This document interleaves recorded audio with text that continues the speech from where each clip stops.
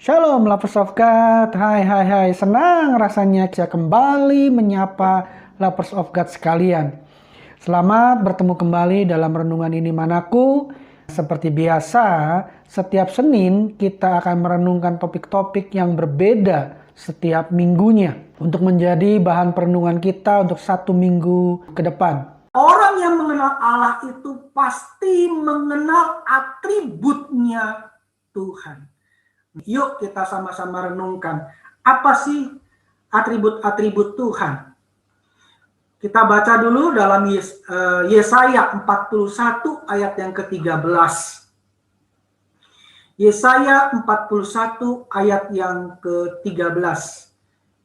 Di situ dikatakan, sebab aku ini Tuhan Allahmu, memegang tangan kananmu dan berkata kepadamu, janganlah takut, akulah yang menolong engkau. Sekali lagi, sebab aku ini Tuhan Allahmu yang memegang tangan kananmu dan berkata kepadamu, janganlah takut, akulah yang menolong engkau. Bapak Ibu, kalau kita pelajari lebih dalam, kata Tuhan dalam ayat ini, itu bahasa Ibraninya itu adalah Jehovah atau Yehova. Apa sih arti kata Yehova? Apa sih arti Yehova itu? Yehova punya arti the existing one. Ya, boleh diartikan Tuhan yang sudah ada dan Tuhan yang selalu eksis setiap waktu. Apa sih artinya eksis setiap waktu? Artinya dari tempat A, tempat B, tempat C di jam 1, jam 2, jam 3 selalu eksis. Mungkin kita punya juga teman seperti itu. Dalam setiap momen, dalam setiap foto yang ada, orang itu selalu ada. Apa artinya Tuhan itu Tuhan yang eksis? Tuhan kita itu Tuhan yang eksis setiap waktu, setiap zaman. Ketika kita klik buka mata pagi hari sampai kita tutup mata di malam hari, Tuhan itu selalu ada around us, ada di sekitar kita. Dia bisa ada di sini di Jakarta, di tempat saya, di rumah saya, dia juga bisa ada di tempat di rumah Bapak Ibu. Tuhan itu adalah Tuhan yang eksis. Makanya tidak heran ada dua kata yang mencirikan itu. Kata apa? Immanuel, Tuhan beserta kita. Kata Tuhan beserta kita itu bukan hanya bermakna cuman kepada saya, Tuhan beserta. Dan kepada si A, si B, si C, Tuhan tidak beserta. No, bukan Bapak Ibu. Ketika Tuhan berkata Immanuel, Allah beserta kita, artinya Tuhan ada beserta saya, beserta Bapak Ibu sekalian. Ada kata lain, yaitu kata Alfa dan Omega. Wahyu 22 ayat yang ke-13 berkata, aku adalah Alfa dan Omega, yang pertama dan yang terkemudian, yang awal dan yang akhir.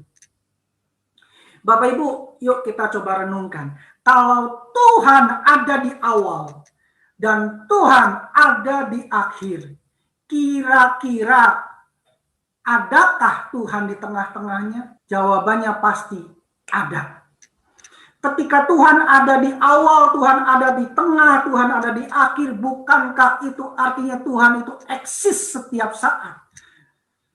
Ketika dulu zaman nenek moyang kita, Tuhan ada, zaman orang tua kita, Tuhan ada, dan zaman kita, bahkan zaman sampai zaman anak cucu kita, Tuhan juga ada. Bukankah itu artinya Tuhan kita eksis?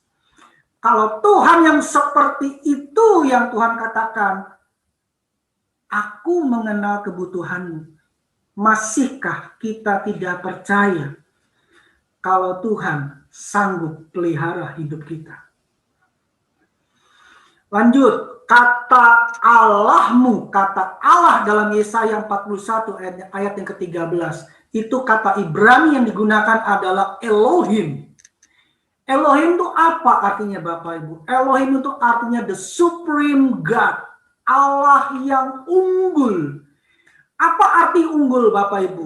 Arti unggul itu berbicara selalu menang dalam setiap kompetisi. Selalu menang dalam setiap kondisi ujian, dalam setiap problem, dia selalu tampil pemenang.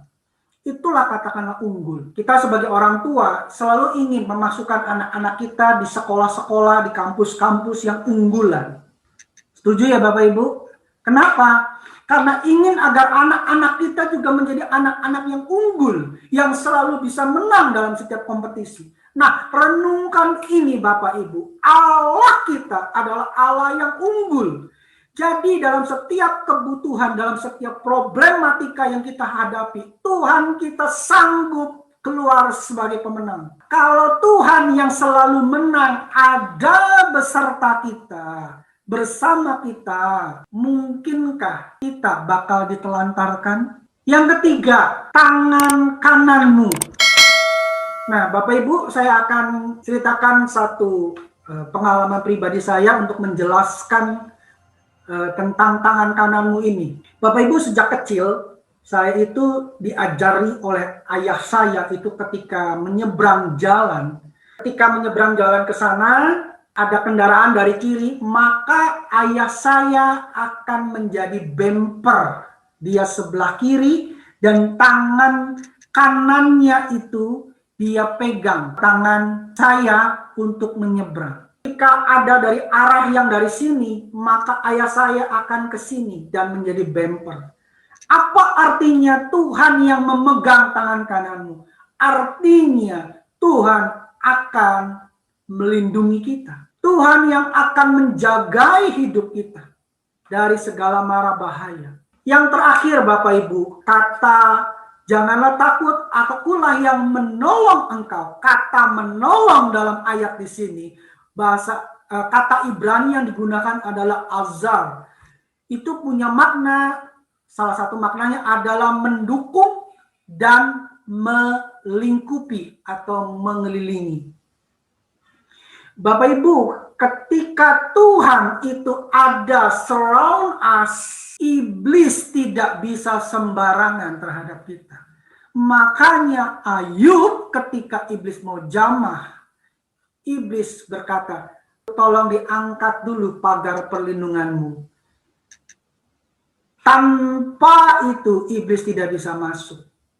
Makanya kenapa firman Tuhan bilang, lawanmu iblis itu berjalan seperti singa yang mengaum-ngaum mengelilingi engkau. Kenapa tidak langsung menerkam?